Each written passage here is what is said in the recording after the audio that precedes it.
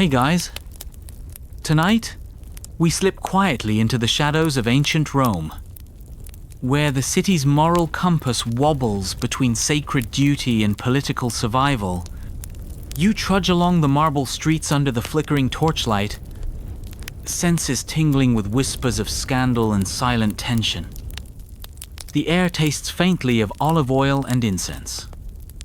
But beneath it all simmers a storm that threatens to shake the very foundations of the Republic-turned-empire. You probably won't survive this without a headache from all the backstabbing and virtue signaling. So, before you get comfortable, take a moment to like the video and subscribe, but only if you genuinely enjoy what I do here. Also, tell me your location and local time in the comments. Because hey, Rome Scandal feels better with global company. Now, dim the lights. Maybe turn on a fan for that soft background hum. And let's ease into tonight's journey together. Rome.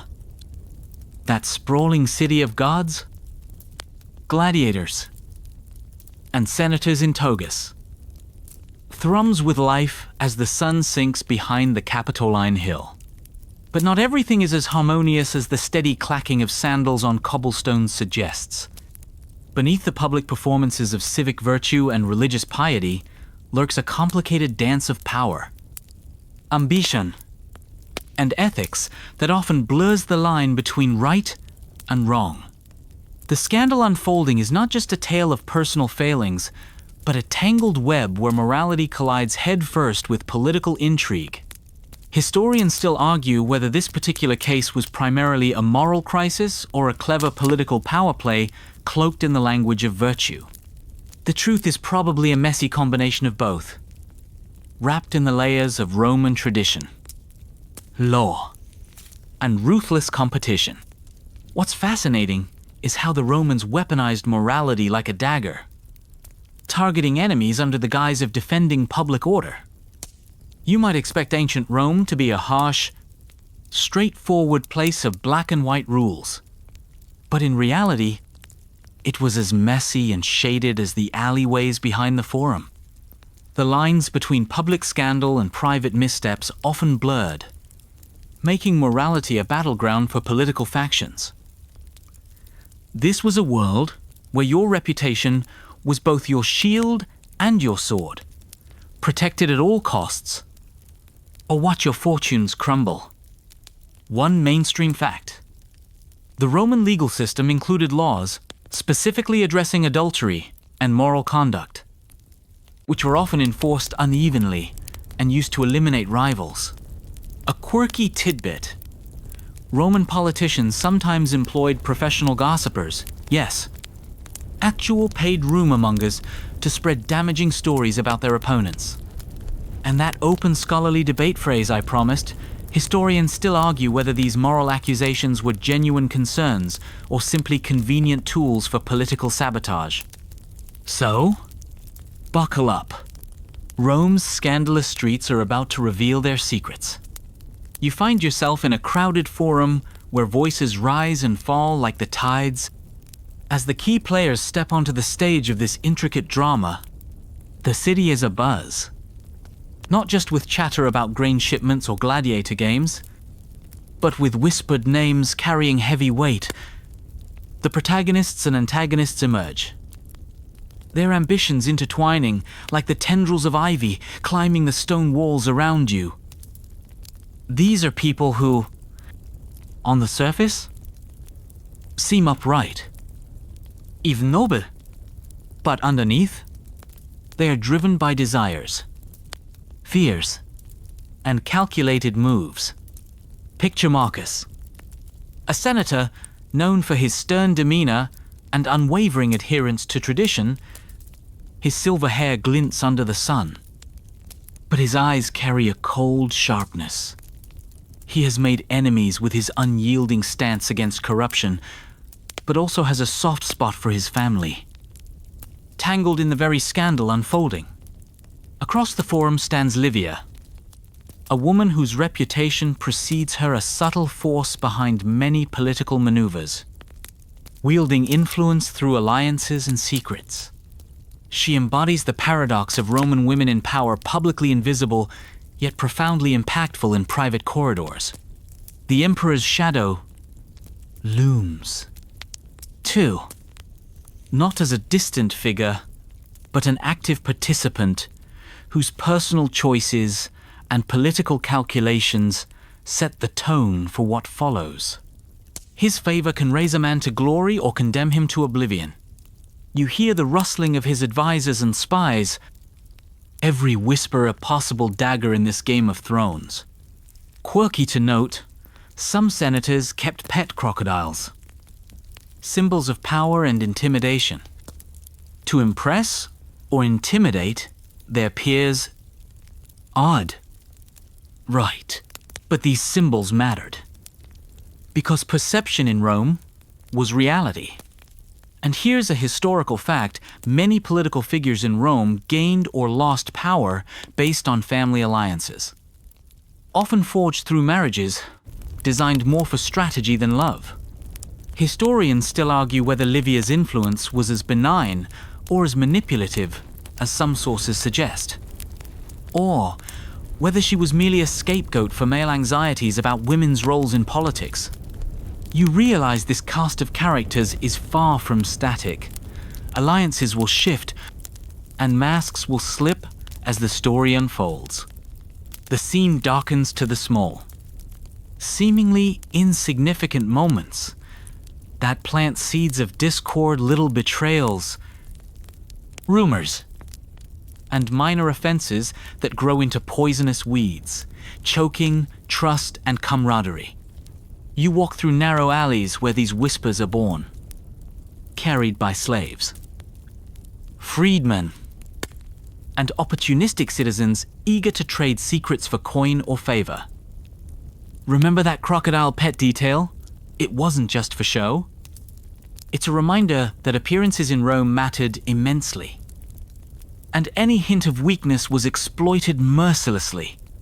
A senator's failure to attend a religious ceremony, a slight misstep in public decorum, or a poorly worded speech could fuel suspicion and resentment. Marcus, who once commanded respect, begins to find cracks in his armor as allies question his decisions. Livia senses these cracks and subtly fans them, spreading hints that Marcus's loyalty might be wavering. The line between political maneuvering and personal vendetta blurs. You notice how even the servants play a role. Loyalty is a currency, and betrayal a gamble. Gossip is currency too. It flows like wine in the forums and villas, intoxicating some, poisoning others.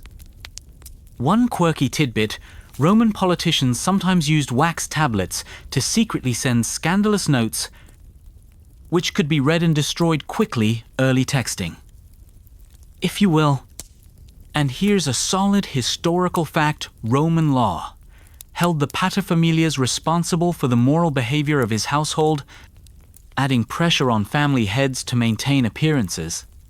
Scholars debate whether these minor incidents were truly accidental or carefully staged provocations to justify harsher political moves. You feel the tension rising like a slow burning fuse. Then, the spark ignites a scandal, erupts, sweeping through Rome like wildfire. The triggering event could be a public accusation, a compromised letter, or a witness transgression. But whatever its form, it sends shockwaves that ripple from the Senate chambers to the crowded taverns.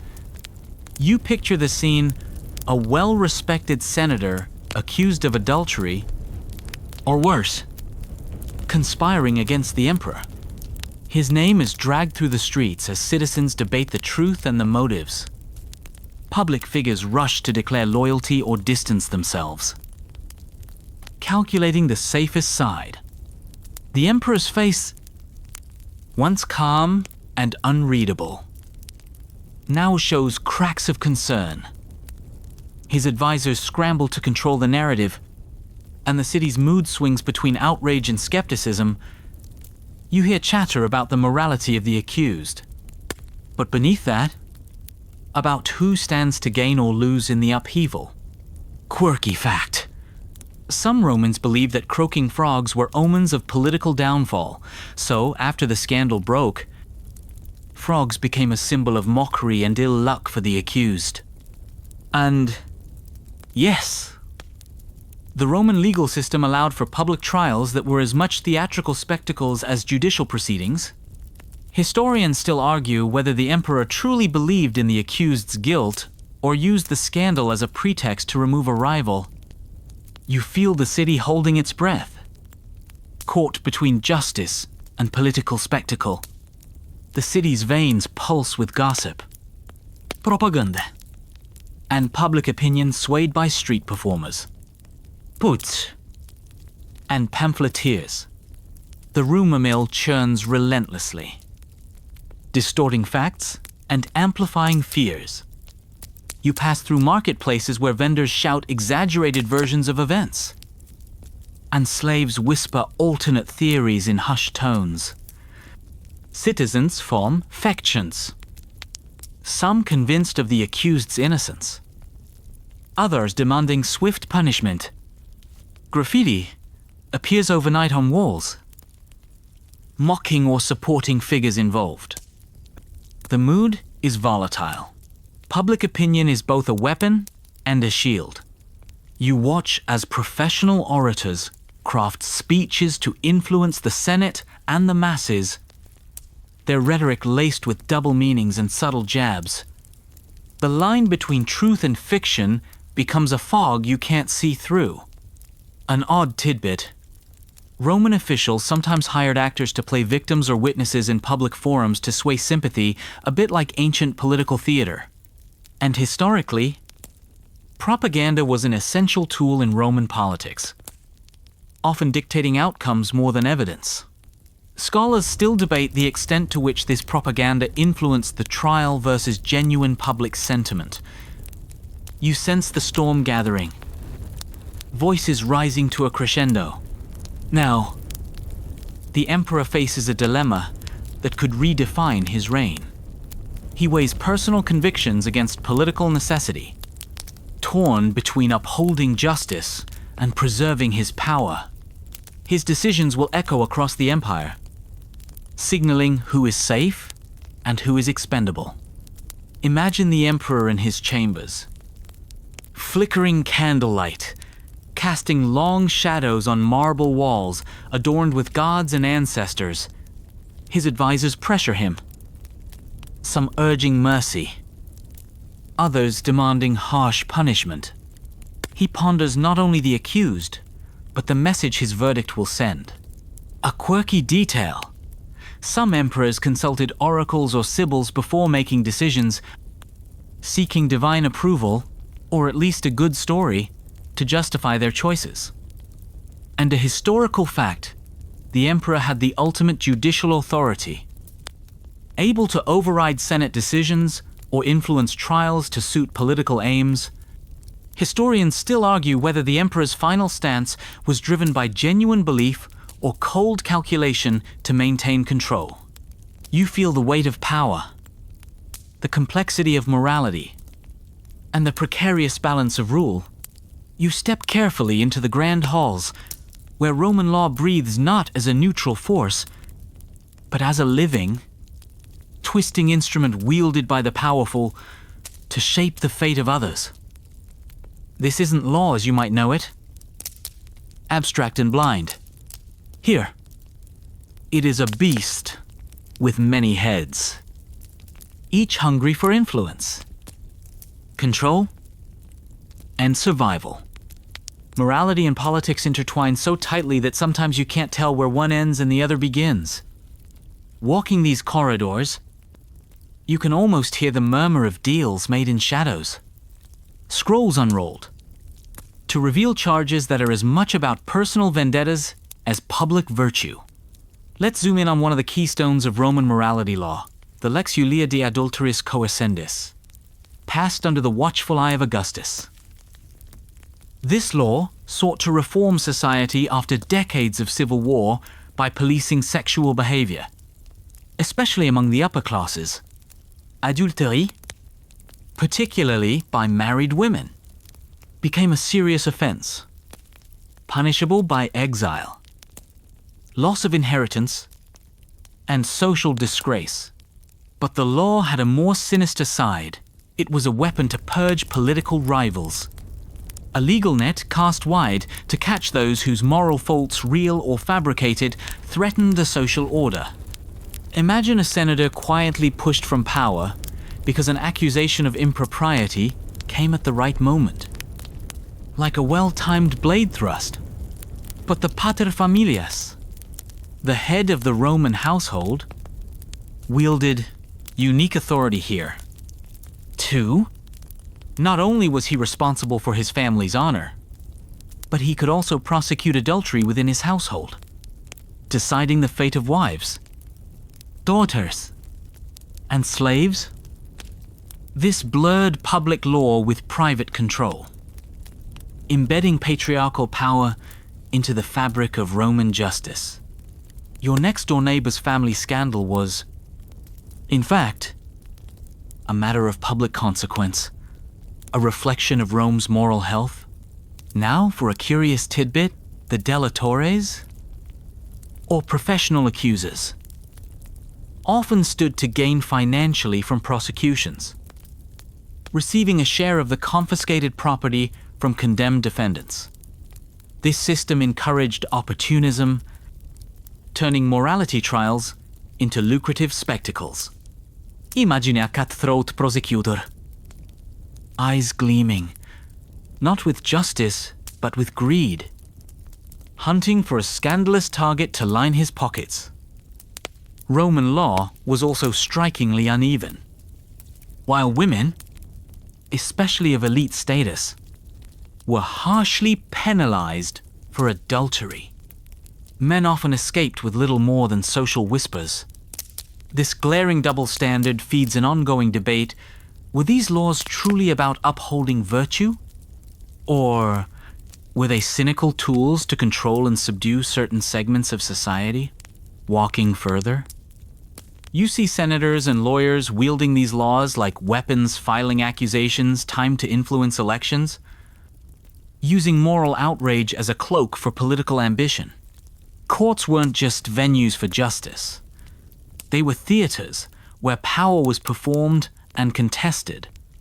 You can almost hear the heavy voices in the courtroom, the rustle of togas, the measured cadence of legal argument interspersed with veiled threats and whispered promises. You realize that in Rome, justice was less a fixed ideal and more a malleable tool, shaped by who had the sharpest tongue, the deepest pockets, and the most cunning allies. Morality and politics were locked in an endless embrace, and the law was their dance floor. Historians still argue whether these morality laws were genuinely aimed at social reform, or if they were deliberately designed as instruments of political control to silence opposition and maintain elite dominance. You step carefully through the Grand Temple precincts, the air thick with incense and the faint, haunting echo of distant chants. Here, amidst towering columns wrapped in ivy and sacred symbols, dwell the Vestal Virgins, Rome's enigmatic keepers of purity and divine favor. Their white robes ripple gently as they move, serene yet unyielding. Their presence, a living embodiment of Rome's spiritual heart. To the average Roman citizen, the Vestals were untouchable, a sacred order that protected the eternal flame of Vesta, the flame whose unbroken burn was said to be directly linked to the city's fortune and survival. But beneath the reverence lay a simmering tension. The Vestals' vow of chastity, lasting an arduous 30 years, was both a spiritual commitment and a political symbol. Their personal purity was entwined with the very fate of Rome.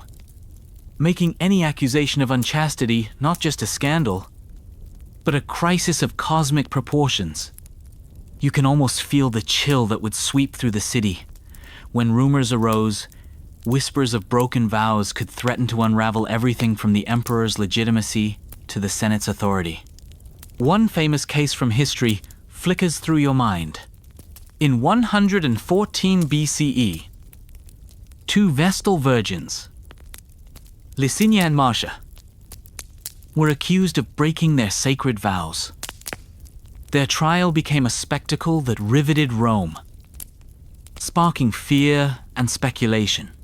Some contemporaries believed the accusations were genuine, a sign that the gods had turned away. Others suspected political maneuvering, that these charges were wielded like swords to distract from or destabilize rival factions. Even now, scholars debate whether these accusations were sincere attempts to uphold religious law or cynical ploys in a ruthless political game.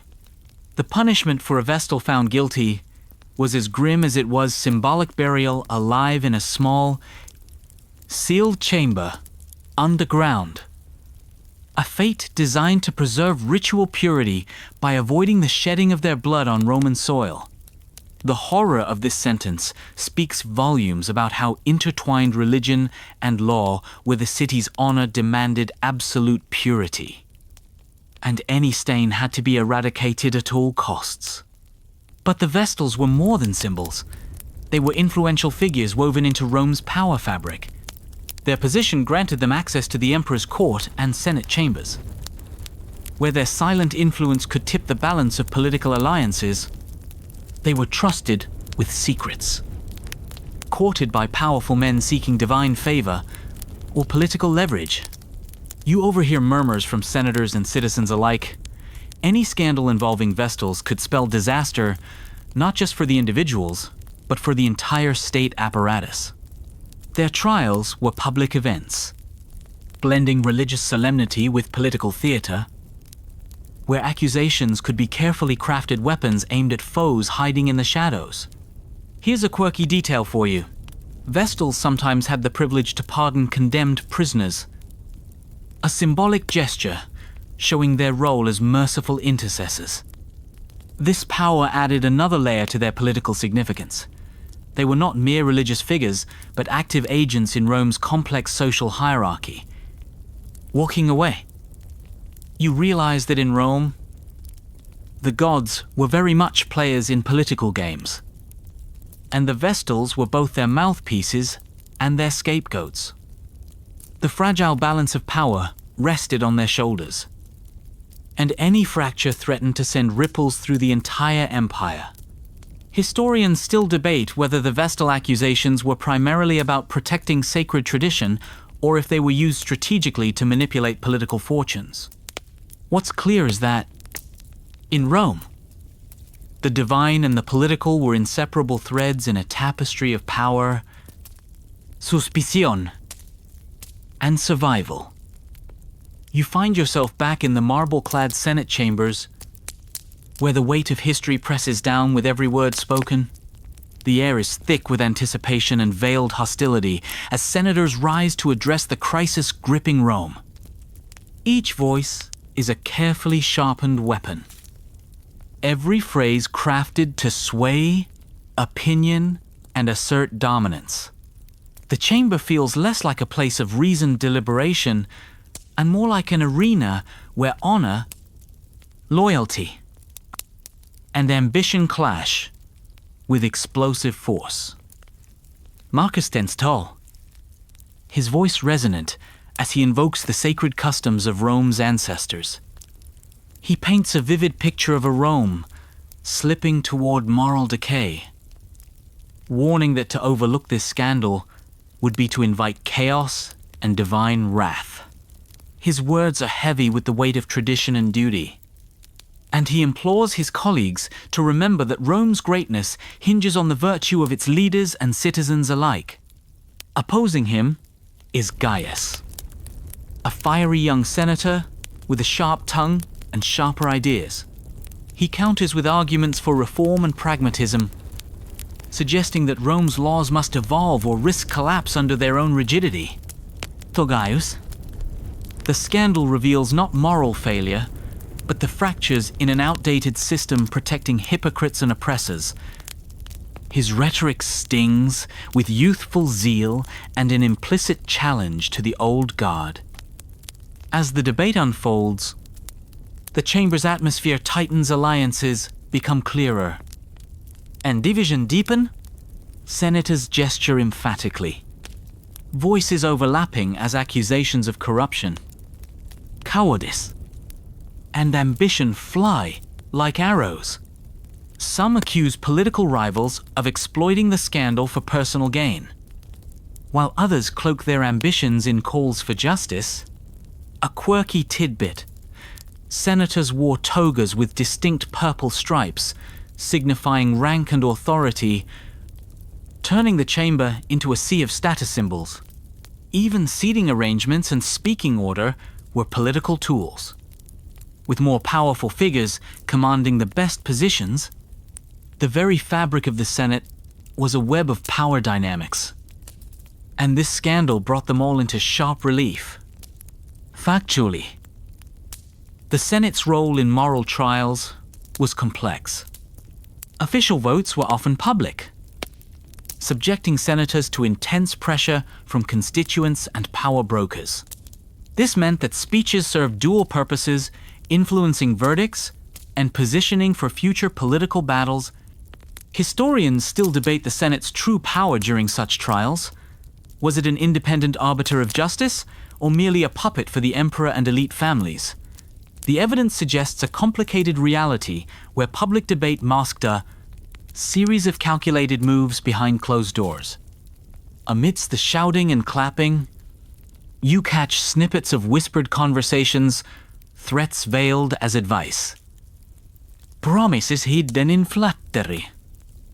You realize that justice in this chamber is a game, with every player maneuvering not just for truth, but for survival and ascendancy. The debate is a reminder that in Rome, law, morality, and politics were forever intertwined and often indistinguishable. The moment you've been waiting for arrives, the accused takes the stand. All eyes are fixed. Some filled with sympathy, others with suspicion. The courtroom transforms into a stage where the lines between truth, performance, and persuasion blur into a complex dance. The accused's voice steady at first, then sometimes faltering threads through the chamber, weaving a narrative of denial, regret, and appeals to character. The defense is multifaceted. At times, it leans on outright denial, refuting allegations with calm insistence. At others, it offers partial admission, portraying any transgressions as misunderstandings or moments of human weakness, lacking malicious intent. The accused strategically calls witnesses friends, allies, even servants whose testimonies offer unexpected twists, casting doubt on accusers and complicating the narrative. Imagine the defendant, clad in a toga, tailored to project dignity and authority, unaware that appearance here is as crucial as words. Outside the courtroom, crowds murmur and shout, their energy seeping into the proceedings. Supporters rally. Detractors jeer. Public opinion is a swirling force shaping the trial's rhythm. Here's a quirky fact. Roman trials often resembled theatrical productions, with orators employing dramatic gestures, pauses, and emotive appeals to sway judges and juries. Public reaction outside could influence verdicts. As the trial was as much a spectacle as a legal proceeding, historically, outcomes depended heavily on rhetoric and political backing.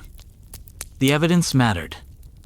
Yes, but so did alliances, reputation, and the ability to command sympathy or fear. The accused's social standing could tip scales far more than facts alone. Scholars continue to debate the authenticity of testimonies. Was the accused genuinely innocent? Or merely a skilled actor navigating the treacherous political theater? Were witnesses coerced or truthful? The murky waters of Roman justice defy clear answers. You realize that here, innocence is a performance, and survival depends on mastery of persuasion, appearance, and alliance. The courtroom is not just a place of judgment, it's a battleground for lives, power, and legacy. As the accused concludes, the chamber holds its breath, aware that the coming verdict will echo far beyond these marble walls, shaping not just one life, but the fate of Rome itself. You're standing at the crossroads where religion and politics collide. Their lines blurred so intricately that you almost can't tell which side leads where. In Rome, divine authority was not some distant, abstract concept. It was a palpable force that shaped decisions, justified actions, and silenced dissent. The gods weren't merely observers, they were active participants.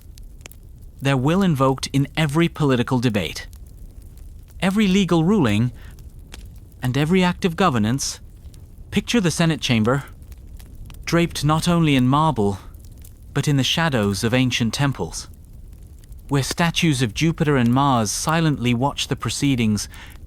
Senators and priests often intermingled roles, and public decisions were made with religious omens and auspices, carefully considered. This wasn't superstition, it was political strategy. Claiming divine favor could cement legitimacy and intimidate opponents. The scandal you're witnessing is deeply entwined with these religious dimensions. Accusations of impiety or sacrilege could be as damning as charges of corruption or betrayal. To accuse someone of offending the gods was to declare them an enemy of Rome itself, justifying harsh punishment and social exile. Here's a quirky tidbit. Emperors often consulted sibyls and oracles before major decisions, not only to seek guidance, but to create a narrative of divine approval. These consultations were public spectacles, with elaborate rituals designed to impress the masses and reinforce the emperor's sacred status. A well-known historical fact, the augurs. Priests specialized in interpreting the will of the gods through bird flight patterns and other omens, held significant political influence. Senate meetings were sometimes postponed or accelerated based on their readings, illustrating how divine interpretation could shape policy. Historians still argue whether the religious practices were genuine expressions of faith or primarily political theater, used to manipulate public opinion and consolidate power. As you observe, you realize that, in Rome, religion was less about personal belief and more about maintaining social order and political control. The gods were invoked to sanction actions, silence critics, and bless rulers, all within the intricate dance of power. The intertwining of divine authority and politics turns morality trials into more than legal matters. They become cosmic battles, with the accused positioned as both mortal and metaphysical adversaries. The stakes are not just earthly punishment, but spiritual condemnation, giving trials an otherworldly weight that could sway juries and senators alike. You feel the heavy presence of unseen forces guiding hands behind the scenes, where prayers, rituals, and political ambitions are inseparable. Behind the polished facades of the Senate and temples, shadowy negotiations ripple through hidden chambers and whispered conversations. Power rarely shifts in the open. It's in these back rooms thick with smoke, murmurs, and veiled threats that real decisions are forged. The scandal's unfolding drama is no exception. Picture the emperor's private chambers where trusted advisors and courtiers exchange furtive glances, each vying to place their favored faction in ascendancy. Promises are made quietly favors. Lands, political support, all traded like currency in a marketplace of influence. The scandal is a chessboard, and these players are plotting multiple moves ahead. Here's a quirky insight. Some Roman politicians employed agents known as factotums who specialized in spying, sabotage, and rumor spreading. These operatives worked behind the scenes to gather dirt or sway opinions subtly, turning politics into a game of shadows. You hear about secret letters sealed with wax, passed between conspirators, their contents known only to a select few. Alliances form and dissolve with dizzying speed. Today's ally might be tomorrow's betrayer. The stakes are life and death. And loyalty is often transactional. A historical fact during the Republic and early Empire. Patronage networks dominated politics. Powerful figures offered protection and resources to clients in exchange for support, creating webs of obligation that could be manipulated to control outcomes. Scandals often served as pretexts to dismantle rival patronage networks. Historians debate how much these clandestine dealings influenced public trials. Were verdicts predetermined in these smoky rooms, rendering public proceedings mere theater? The evidence suggests a mix. Some outcomes were negotiated in advance, while others remained uncertain until the final moment. As you step into these hidden chambers in your mind's eye, you grasp the fragility of Rome's political structure. Public virtue was often a mask worn over private ambition. Behind every moral crusade lay calculations, compromises, and betrayals. The scandal is not just a battle of ideas, but a contest of wills waged in shadows, where information is currency and trust is the rarest commodity. The ripples of scandal extend beyond marble halls and into the intimate spaces of Roman families. You find yourself inside a grand domus, where portraits of ancestors hang solemnly on walls, and the clatter of servants fills the air. Here, personal lives are upended by public accusations, and the weight of shame presses heavily on those caught in the crossfire. Marcus's family, once a symbol of stoic Roman virtue, is now fractured. Wives whisper behind veils. Children cast uncertain glances, and servants tread lightly around hushed conversations. The stain of scandal doesn't just sully the accused, it seeps into every corner of their household. Imagine a daughter barred from marrying into a prestigious family because of rumors swirling around her father. Or a son, forced to defend his family's honor in the forum, while battling doubts about his own future. Family alliances that once promised strength now threaten to collapse under the pressure. A quirky detail: Roman families often maintained detailed genealogies carved into stone or inscribed on wax tablets, used to assert status and prove connections. A scandal could lead to deliberate erasure or alteration of these records to distance descendants from disgrace. Historically, the paterfamilias' authority meant that family reputation was a collective responsibility. Failure to uphold virtue could lead to legal consequences for the entire household, making scandal a dangerous contagion. Historians debate the extent to which family members internalized or resisted the public shame brought by such scandals. Did they see themselves as victims of politics or complicit actors? You sense that in Rome. The personal was never truly private. Families were public institutions as much as homes. Their honor, a currency as vital as gold or land. The scandal's human toll unfolds quietly but profoundly. reminding you that beneath the grand narratives of power lie the fragile hearts of individuals navigating a treacherous world. Women, though often sidelined in official histories, find themselves uniquely entangled in this crisis. Their roles, constrained by social expectation, yet pivotal behind the scenes, illuminate the complex gender dynamics of Roman society. You glimpse into the lives of wives, mothers, daughters, and even slaves, all caught in the storm of accusation, suspicion, and influence. Take Livia, for example, whose reputation for political acumen is matched only by whispers about her involvement in palace intrigues. Women like her operated within narrow spaces, using subtlety and alliance building to wield power. Their virtue was both a shield and a weapon, and accusations of moral failings could destroy or elevate them.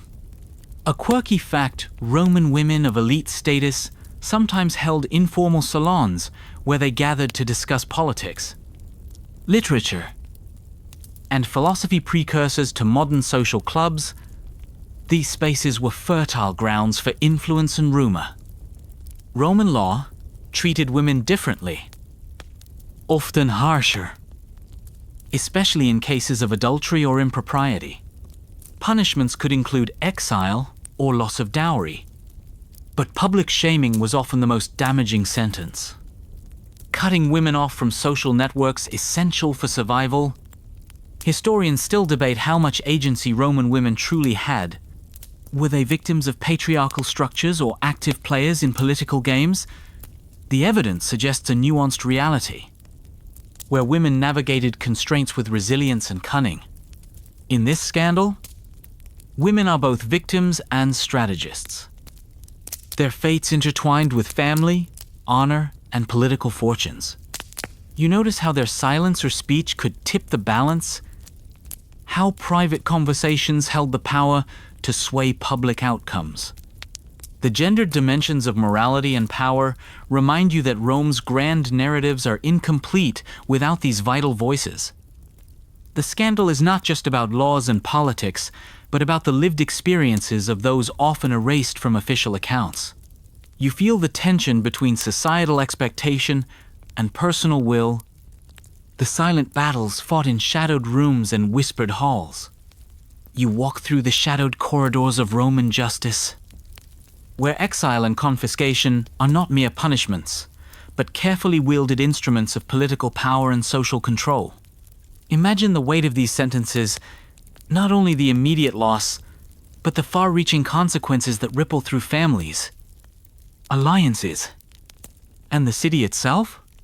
To be exiled was to be banished not just from Rome's bustling streets, but from the very heart of its political and social life. It was a sentence that stripped a person of their community, identity, and influence, often leading to a slow unraveling of their legacy. Picture Marcus, the once powerful senator, whose name now echoes faintly in the Forum. His estates seized by the state or handed over to loyalists hungry for favor. His vast villa on the Palatine Hill, once a hub of political discourse and social gatherings, stands silent and empty. The loss of property was a blow not only to wealth, but to status and memory. Roman families were defined by their land, their monuments, their connections. Confiscation meant erasing a family's footprint from the city's living history. Exile was as diverse in its nature as Rome itself.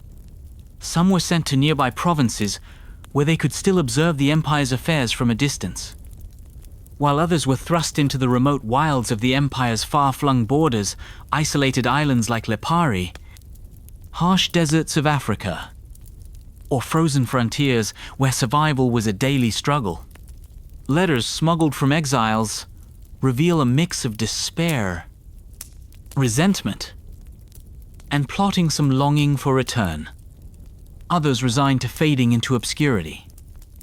A quirky detail you might appreciate exile could be surprisingly social at times. Some exiles gathered in villas or estates they had in provinces, surrounded by retainers and sympathizers, effectively forming miniature courts. Exile didn't always mean destitution. It could be a political retirement with varying degrees of comfort. Historically, exile and confiscation were tools that allowed the ruling powers to neutralize threats without the political fallout of execution. Removing an adversary quietly avoided martyrdom and public unrest, while the redistribution of their assets rewarded loyal followers and consolidated power. Scholars debate the fairness and efficacy of these punishments.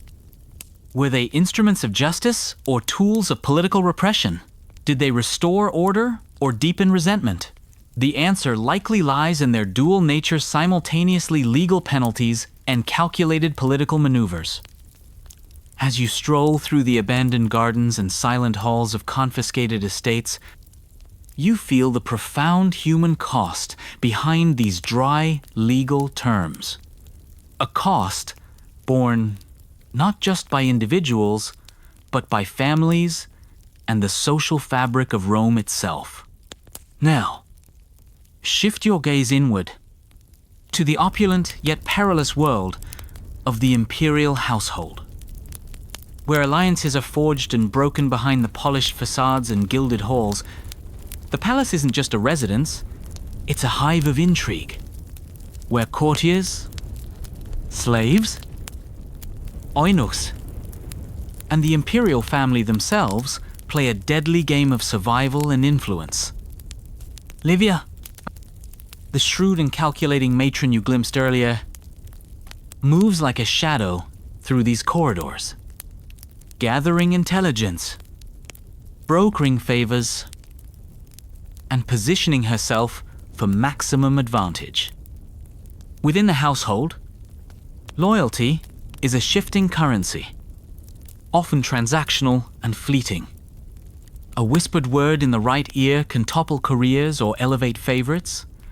A secret revealed at the wrong moment can mean exile or worse. You might find it surprising that some of the most potent political actors were not senators or generals, but palace servants who wielded influence through proximity, eunuchs. For instance, though excluded from traditional power, often controlled access to the emperor and managed delicate communications. Their role was a paradox, both marginalized and essential. Historical accounts abound with tales of palace factionalism, marriages arranged and broken for political gain, poisonings whispered about in shadowed rooms, secret pacts sealed over lavish banquets. The scandal unfolding wasn't isolated. It was shaped and amplified within these gilded walls. A curious detail: some emperors maintained personal spies within their own households, ensuring loyalty, but breeding an atmosphere thick with suspicion and paranoia. The palace was a microcosm of the empire's political turbulence. Historians debate whether emperors were puppets to palace intrigue or master strategists, adept at playing factions against each other. The reality likely encompassed both, with emperors balancing manipulation and control to maintain authority. The involvement of the imperial household brings a deeply personal dimension to the scandal. It shows how politics invaded private life, turning family gatherings into stages for power struggles. Trust was scarce, and every smile might conceal a dagger.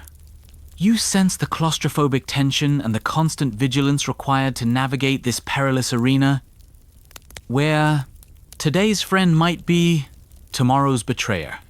The pulse of Rome quickens as unrest spills into the streets, transforming the city into a theater of public passion and conflict. The Forum, usually a place of commerce and debate, fills with clamoring crowds divided into factions, each wielding banners, chants, and symbols as weapons in the unfolding drama. Supporters of the accused rally loudly, invoking calls for justice and mercy. their voices echoing off marble temples. Opponents counter with cries of outrage, demanding harsh punishment to cleanse Rome of corruption and immorality. Markets, taverns, and streets become arenas for heated discussions and confrontations, turning everyday life into a reflection of the larger political crisis. A quirky, somewhat surprising detail. Political factions employed professional entertainers, musicians, actors, and even gladiators to bolster demonstrations, turning protests into theatrical spectacles designed to sway public sentiment and intimidate rivals. Historically, popular unrest could be a double-edged sword. While it demonstrated the people's engagement, it could also spiral into riots threatening social order, forcing the Senate or Emperor to respond decisively to maintain control. Scholars continue to debate the true impact of popular opinion during these scandals. Was it a genuine expression of civic concern, or a manipulated force shaped by elite agendas and propaganda walking amid the crowds? You see how the scandal has transcended legal proceedings to become a defining moment for Rome's identity and future. The city itself becomes a battleground for competing visions of justice, morality, and power. Away from the bustling streets and gilded halls, learned men gather in libraries and forums to dissect, interpret, and debate the scandal's meaning and implications. Ancient historians such as Tacitus and Suetonius provide accounts colored by moralizing and political bias, fueling centuries of scholarly discourse. Some view the scandal as a genuine moral crisis, reflecting the tensions in a society balancing tradition and change, a symptom of Rome's evolving identity and the challenges of imperial governance.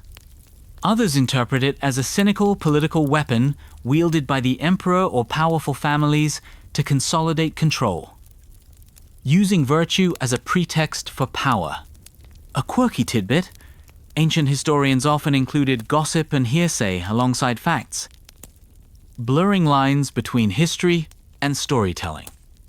Their works were as much moral lessons as chronicles, shaping perceptions for generations. Historians debate the reliability of surviving sources, many fragmentary or lost, and the extent to which contemporary political agendas influence their narratives. You realize that history itself is contested terrain, with the scandal's interpretation shifting over time, shaped by the perspectives and priorities of each era. This ongoing debate reflects the complexity of the scandal itself, an event that resists simple categorization and continues to provoke reflection on power, morality, and human nature. Tension reaches its peak as the trial's trajectory shifts dramatically. A new witness steps forward, a secret document is unveiled, or an unforeseen confession emerges, turning assumptions on their head and plunging the courtroom into suspense. Perhaps a former ally betrays the accused, revealing information that contradicts previous testimony. Maybe a letter surfaces exposing hidden motives, or an expert offers a novel interpretation of evidence. The unexpected nature of this moment ripples through senators, jurors, and spectators alike, forcing many to reconsider their stances. A quirky procedural note: Roman trials sometimes employed dramatic delays or recesses to heighten suspense or allow political pressure to build turning legal proceedings into gripping public dramas. Historically, pivotal moments like these could alter political landscapes, making trials sites of both legal and political theater. Scholars debate which surprises were genuine and which were orchestrated to manipulate opinion or secure specific outcomes. You feel the courtroom's atmosphere thicken a noose, tightening around fates. As the line between justice and political strategy blurs ever more, Finally, the moment of judgment arrives. The verdicts pronounced and punishments handed down reverberate far beyond the courtroom walls. Each sentence loaded with political meaning and social consequence. Some are exiled, their names whispered with contempt or pity as they vanish from public life. Others lose property and status, effectively erased from the elite circles that once embraced them.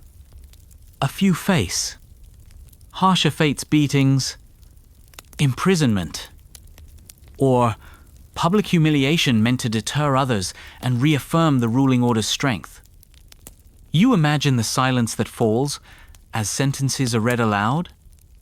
The flicker of fear or relief across faces? The whispered calculations about shifting alliances? Punishments serve not only as retribution, but as warnings. Tools of control that reinforce power dynamics under the guise of justice. A curious detail, Rome sometimes marked harsh verdicts with public celebrations games, feasts, or festivals turning punishment into spectacle and collective catharsis. Historically, verdicts were often less about fairness and more about who held sway in the imperial court or senate. The emperor's favor could spare or condemn. Turning trials into political barometers, scholars debate whether these outcomes restored order or deepened fractures within Roman society.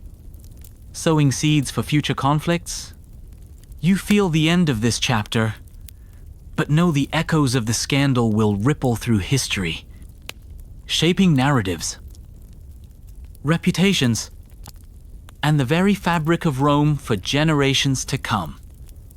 The Senate chambers, once filled with a thunderous debate of justice, now hum with quieter but no less potent conversations. The immediate fury of the scandal has cooled, but its aftershocks ripple deeply through Rome's political landscape. As the dust settles, power shifts subtly but unmistakably. Alliances rearranged, like pieces on a grand chessboard. You watch as senators who once stood in opposition now approach one another in careful truce, their smiles guarded and their hands tightly clasped. Some old rivals find unexpected common ground, while erstwhile allies drift apart, their bonds weakened by suspicion and self-preservation. The accused supporters, diminished but not defeated, retreat to regroup, plotting future moves in the endless game of Roman politics. Amidst the murmur, you catch whispers of new factions emerging, coalitions forged from shared interests and mutual benefit rather than old loyalties. These shifting networks are crucial. In Rome, survival often depended more on who you knew than what you believed. Patronage systems become even more central, with senators jockeying to secure favor from powerful patrons, including the emperor himself. A quirky detail to keep in mind: Senate meetings often involved elaborate rituals of gift-giving and public displays of respect, which served as currency for political capital. The redistribution of influence after a scandal frequently included carefully orchestrated banquets and spectacles. Historically, political realignments following major scandals could redefine Rome's policies and leadership, affecting decisions on war, finance, and public welfare. The Senate's response to such events shaped the empire's trajectory for years to come. Scholars still debate how much the Senate operated as a cohesive body versus a collection of competing interests, especially in the aftermath of crises. What is clear is that the scandal did not just affect individuals, it transformed the very structure of Roman governance.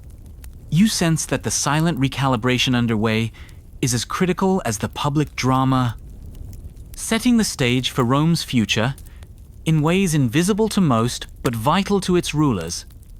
The scandal doesn't fade with the verdicts. Instead, it weaves itself into Rome's collective memory, shaping stories, speeches, and art that define the city's identity. Public memory becomes a battleground where truth, myth, and political agenda mingle freely, creating a narrative that serves both as warning and legacy. You find yourself amid the bustling marketplaces and public forums where storytellers, poets, and artists retell the scandal's events, some with bitter satire, others with reverent caution. These stories evolve over time, their details shifting like the tides to suit different audiences and purposes. One memorable example graffiti that appeared on walls throughout the city, mocking key figures or praising supposed heroes of the scandal, offering a raw and democratic form of commentary. Such public expressions reveal popular sentiments often absent from official records. A quirky insight, Roman playwrights sometimes incorporated elements of real scandals into their comedies and tragedies, using humor and drama to explore themes of morality, power, and justice. These performances could influence public opinion subtly and enduringly. Historically, scandals became part of the cultural fabric, teaching lessons about virtue, vice, and the dangers of unchecked ambition. They provided moral exemplars and cautionary tales for generations. Scholars debate how faithfully these cultural retellings represent historical realities or whether they served primarily as political tools to reinforce dominant ideologies. You see that Rome's memory is not static, but a living conversation, where the scandal remains a touchstone for discussions about ethics, leadership, and the city's soul. Comparing this scandal to others in Roman history reveals patterns and deviations that illuminate the empire's complex relationship with morality and politics. You travel mentally through time, recalling infamous episodes each, a prism reflecting Rome's evolving values and power struggles. Take, for instance, the Catiline conspiracy, where accusations of treason intertwined with allegations of moral decay, or the downfall of the notorious Empress Messalina, whose scandal blended personal vice with political upheaval. These events share themes: the weaponization of morality, the public spectacle of trials, and the precariousness of status. Yet, this scandal stands apart in certain ways, perhaps in its scale.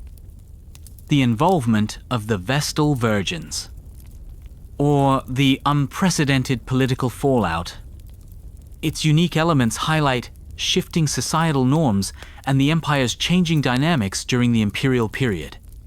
A quirky detail: Roman politicians sometimes revived old scandals in speeches to discredit rivals, demonstrating how the past was weaponized to influence the present. Historically, recurring scandals reinforced Rome's moral framework while exposing its vulnerabilities. They provided templates for handling or exploiting crises of power. Scholars analyze these scandals comparatively to understand Rome's political culture, noting both continuity and change across centuries. You appreciate how this scandal fits into a larger tapestry, echoing familiar motifs, while also carving out its own distinct legacy. The scandal's reverberations extend into legal reforms and legislative changes, shaping Rome's laws in ways that reflect lessons learned or opportunities seized. You observe lawmakers debating new statutes designed to prevent similar crises or to tighten control over elite behavior. Some reforms focus on strengthening the enforcement of moral laws, increasing penalties for offenses, or clarifying ambiguities that allowed political exploitation. Others introduce measures to protect accused parties from false charges or to streamline judicial processes, reflecting a desire to balance justice and stability. A quirky fact: Augustus himself initiated several moral reforms aimed at restoring traditional family values, including laws encouraging marriage and childbearing among the elite. These reforms were politically motivated, but also sought to address perceived social decay. Historically, legal changes following scandals often reflected the emperor's priorities and the Senate's will, serving as both responses to public outcry and tools for consolidating authority. Historians debate whether such reforms were effective or largely symbolic, and to what extent they curtailed political manipulation versus reinforcing it. You see the law as a living instrument shaped by crisis, wielded by power, and continually evolving in the struggle to maintain Rome's order. The individuals at the scandal's center leave legacies that endure far beyond their lifetimes, shaped by the verdicts, public memory, and the writings of historians. Some become symbols of virtue or vice, their names invoked in political speeches and cultural works. Others fade into obscurity, victims of time and political expediency. Marcus's reputation, once a shining example of Roman nobility, is forever tarnished, his descendants burdened by the stain.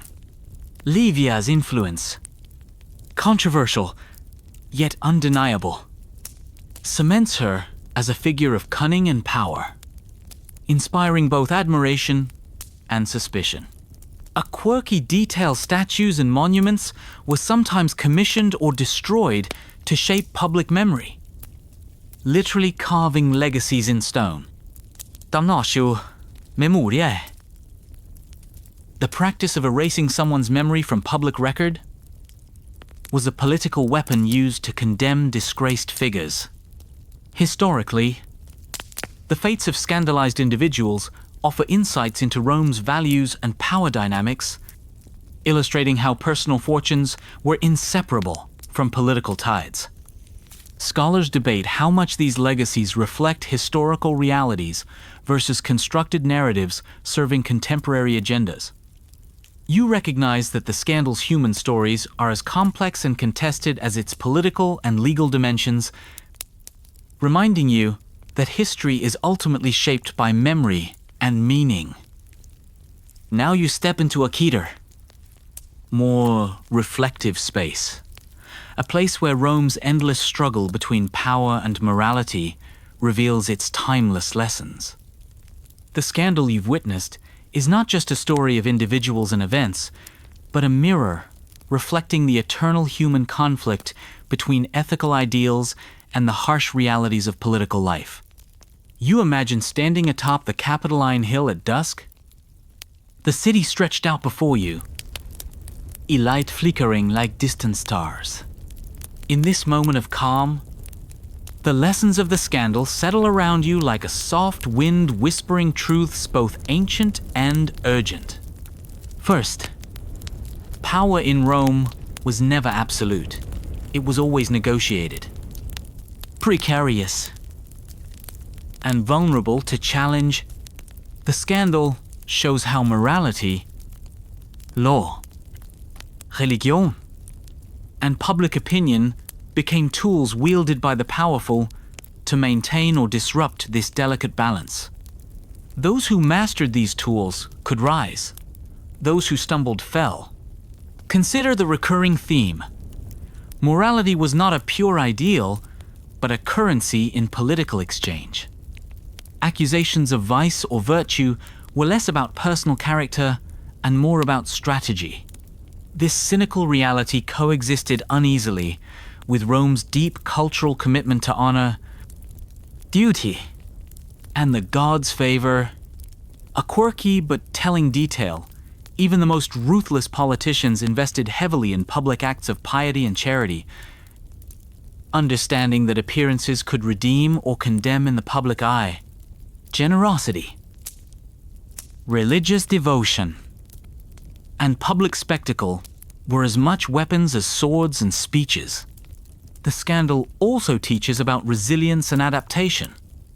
Rome's political system, though riddled with conflict and hypocrisy, showed an uncanny ability to absorb crises and evolve. Laws were reformed, alliances reshaped, and memories rewritten, allowing the empire to persist amid turmoil. Historians still debate the degree to which morality constrained or enabled power in Rome. Was virtue a genuine guiding principle, or merely a facade for ambition? The truth is complex, woven from the threads of human nature and societal structure. Finally, you sense a universal lesson. The tension between ethics and politics is not confined to ancient Rome. It echoes through time and place, reminding us that power without accountability is dangerous. But that idealism without pragmatism can be naive. As night deepens over the eternal city, you're left with a quiet understanding that history's scandals are not just tales of the past, but ongoing conversations about who we are, what we value, and how we govern ourselves. The scandal you've walked through doesn't exist in isolation. It occupies a complex place in the grand tapestry of Roman history, intertwining with epochs of triumph, turmoil, and transformation. Standing amidst the ruins of the Forum, you feel the layers of time pressing upon you, each stone whispering stories of power struggles, moral contests, and the ever-shifting dance between ruler and ruled. This scandal arrives during a period marked by increasing centralization of power under the emperors, a gradual shift from the republic's ideals toward imperial autocracy. It symbolizes the tensions inherent in this transition between old traditions and new realities, between public virtue and private ambition. You think back to the Republic's storied past, with its republican ideals of shared governance and civic duty, and compare it to the imperial age, where power concentrated in the emperor's hands, often at the expense of traditional checks and balances. The scandal reveals how morality was leveraged to manage this shift. Policing behavior as a means to maintain social order amid political flux. A quirky historical detail. Many emperors commissioned massive building projects and public entertainments to distract and pacify the populace during times of crisis, a practice known as bread and circuses. These spectacles often followed political scandals to redirect public attention. Historians debate the scandal's significance. Was it a symptom of Rome's decline, or an example of its political resilience? Some see it as evidence of moral decay, signaling impending fall. Others as proof of the system's ability to adapt and absorb conflict. You realize that this scandal's place in history is emblematic, a microcosm reflecting broader societal shifts, ideological battles, and the perpetual tension between power and principle that defined Rome's complex narrative. Turning to the present, you find that this ancient scandal continues to fascinate and inspire modern scholars, artists, and commentators. Its themes resonate across centuries, drawing parallels between Rome's political morality plays and today's struggles with power, ethics, and public perception. You imagine contemporary historians debating fiercely over motives and outcomes, analyzing fragmentary evidence through the lens of modern values and theories. Documentaries, novels, and films reinterpret the scandal, often highlighting its human drama and timeless intrigue. A quirky modern tidbit, the scandal has inspired not only academic works, but also graphic novels and stage plays, blending fact and fiction to explore its psychological and social dimensions. These cultural productions keep the story alive, making ancient Rome accessible and relevant. Media portrayals sometimes sensationalize the scandal, emphasizing betrayal, sex, and power struggles. reflecting society's enduring fascination with scandalous narratives. Yet serious scholarship strives to peel back layers of bias, seeking a more nuanced understanding. Historians debate how modern perspectives reshape interpretations. Does applying contemporary moral frameworks distort or enrich our understanding of the past? This ongoing discourse underscores the challenges of connecting with history. Across time and culture, you see that the scandal serves as a bridge, linking ancient and modern worlds through shared human experiences, ambition, vulnerability, justice, and survival. Despite centuries of study, the scandal retains an aura of mystery, with unresolved questions and contested interpretations keeping it alive in academic and public imagination. Gaps in the historical record, conflicting accounts, and the fragmentary nature of sources invite speculation and debate. You consider what might have truly motivated key figures. Were they driven by genuine conviction, fear, greed, or desperation? What role did unseen forces, personal grudges, secret alliances, or foreign intrigues play in shaping outcomes? Archaeological discoveries occasionally shed new light, but often raise further questions. Manuscripts lost or damaged, oral traditions altered over time, and deliberate erasures of memory obscure the full picture. A quirky detail: some historians speculate about coded messages hidden in ancient texts, suggesting that contemporaries embedded critiques or confessions beneath layers of metaphor and allegory. Scholars continue to argue over the reliability of various sources, the biases of ancient chroniclers, and the extent to which political propaganda shaped narratives. You realize that mystery is part of the scandal's enduring power. Its gaps invite imagination and reflection, reminding us that history is not a fixed story, but a dialogue between past and present. As the night deepens, you find yourself drawn into a softer, quieter space, where the vivid colors of scandal fade into gentle shades of reflection. The city's ancient stones, warmed by moonlight, seem to whisper lullabies of past lives and forgotten voices. Here, the roar of political battles gives way to the delicate murmur of human experience, fear, hope, love, loss woven into the fabric of Rome's story. You feel the weight of history settle softly, not as a burden, but as a companion. The lessons linger. Gentle, yet profound power is fragile, morality complex, and human nature ever the same through ages. The scandal you've journeyed through is a mirror held up to ourselves, inviting empathy and understanding beyond judgment. Now, as your eyes grow heavy and your breath slows, imagine the city breathing with you, ancient, enduring, imperfect, yet magnificent. Let its stories cradle you into calm. The distant sounds of the Tiber flowing like a lullaby. Rest easy, knowing that history is not just about what was, but about what we carry forward. May the echoes of Rome's past soothe your mind and inspire your dreams.